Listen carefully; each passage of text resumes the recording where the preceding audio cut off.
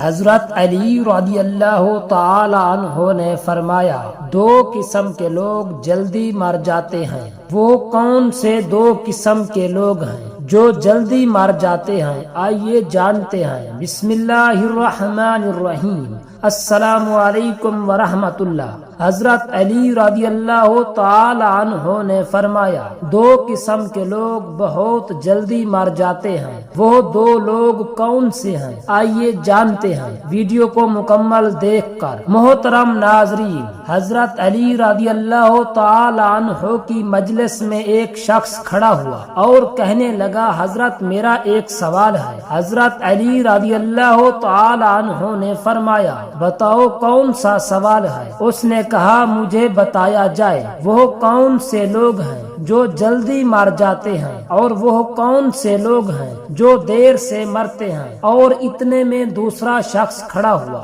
اور کہنے لگا، حضرت میرا بھی ایک سوال ہے۔ حضرت علی رضی اللہ تعالی عنہ نے فرمایا، کون سا سوال ہے؟ تو وہ شخص کہنے لگا، یا علی رضی اللہ تعالی عنہ، میری بیوی ہے جو مجھ سے پیار نہیں کرتی بلکہ نفرت کرنے لگ گئی ہے۔ مجھے کچھ ایسی نصیحتیں ارشاد فرمائیں، مجھے کوئی ایسا عمل بتائیں جو میں اپناؤں اور بیوی کی نظروں میں قابل عزت اور قابل احترام بن جاؤں۔ حضرت علی رضی اللہ تعالی عنہ نے ارشاد فرمایا، اس پہلے والے شخص کو مخاطب کر کے جس شخص نے کہا تھا، حضرت وہ کون سے لوگ ہیں جو جلدی مر جاتے ہیں اور وہ کون سے لوگ ہیں جو دیر سے مرتے ہیں؟ تو حضرت علی رضی اللہ تعالی عنہ نے ارشاد فرمایا، دو قسم کے لوگ جلدی مر جاتے ہیں۔ پہلا وہ لوگ جو غصہ کرتے ہیں۔ حضرت علی رضی اللہ تعالی عنہ نے ارشاد فرمایا، جو لوگ غصہ کرتے ہیں، غصہ کرنے والے لوگ دیگر لوگوں کی نسبت سے جلدی مر جاتے ہیں۔ غصہ کرنے والے لوگ، جو کہ ہمارے معاشرے میں یہ بیماری بھی بہت زیادہ پھیلی ہے، ہر بندہ غصے میں بھڑکتا ہوا نظر آتا ہے۔ غصہ کرنے والا شخص نہ اللہ تعالیٰ کو پسند ہے، نہ ہی اللہ تعالیٰ کے رسول صلی اللہ علیہ وآلہ وسلم کو پسند ہے، اور نہ ہی اللہ تعالیٰ کی مخلوق کو پسند ہے۔ غصہ ایک جلتی ہوئی تیلی کی مانند ہے جو دوسروں کو جلانے سے خود جلتی ہے۔ فرمایا، غصہ کرنے والا شخص بے خوابی کا شکار بنا رہتا ہے۔ غصہ کرنے والا شخص کو نیند نہیں آتی۔ غصہ کرنے والا شخص نیند سے محروم رہتا ہے۔ غصہ کرنے والا شخص سکون سے محروم رہتا ہے۔ غصہ کرنے والا چین سے محروم رہتا ہے۔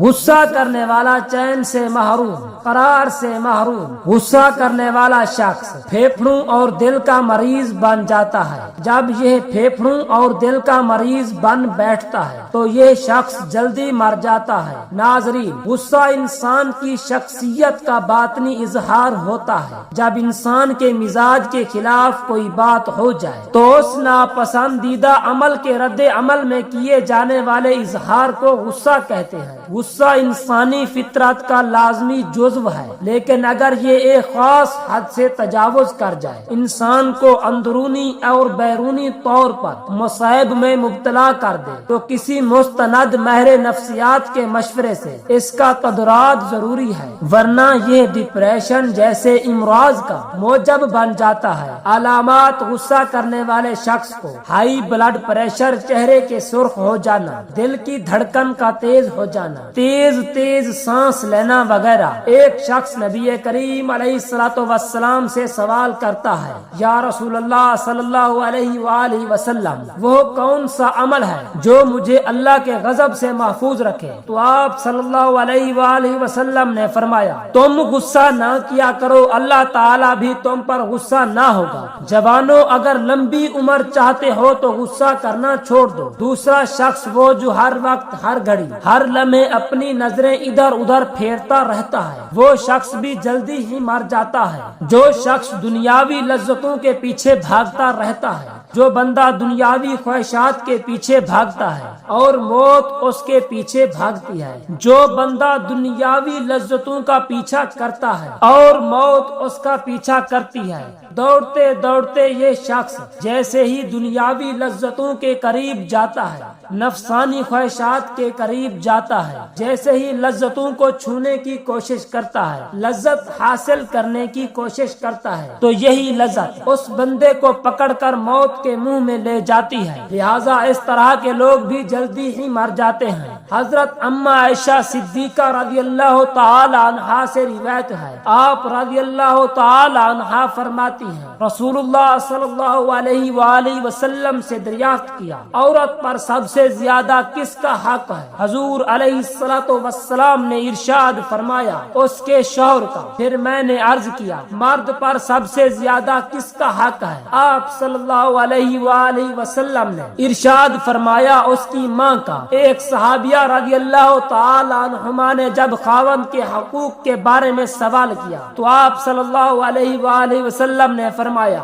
آدمی کا اس کی بیوی پر حق یہ ہے کہ اگر اس کے بدن پر کوئی زخم ہو جائے اور زخم سے جو پیپ نکل رہی ہوتی ہے اور وہ اسے چاٹ لے تو بھی اس نے اس کا حق ادا نہیں کیا۔ حضرت ام سلمہ رضی اللہ تعالی عنہما سے روایت ہے کہ حضور اقدس صلی اللہ علیہ وآلہ وسلم نے ارشاد فرمایا کہ جس عورت کا اس حالت میں انتقال ہو جائے کہ اس کا شوہر اس سے راضی ہو تو وہ عورت جنت میں داخل ہوگی۔ تمام دوست نماز کا اہتمام لازمی کریں۔ نماز پڑھنا ہر مسلمان مرد اور عورت پر فرض ہے۔ رسول اللہ صلی اللہ علیہ وآلہ وسلم نے فرمایا، مجھے اللہ تعالیٰ کی طرف سے حکم دیا گیا کہ لوگوں سے جنگ کرو اس وقت تک کہ وہ اس بات کا اقرار کر لیں کہ اللہ کے سوا کوئی معبود نہیں ہے، اور یہ کہ محمد صلی اللہ علیہ وآلہ وسلم اللہ تعالیٰ کے سچے رسول ہیں، اور نماز ادا کرنے لگے اور زکوٰۃ دیں۔ جس وقت وہ یہ کرنے لگے تو مجھ سے اپنی جان و مال کو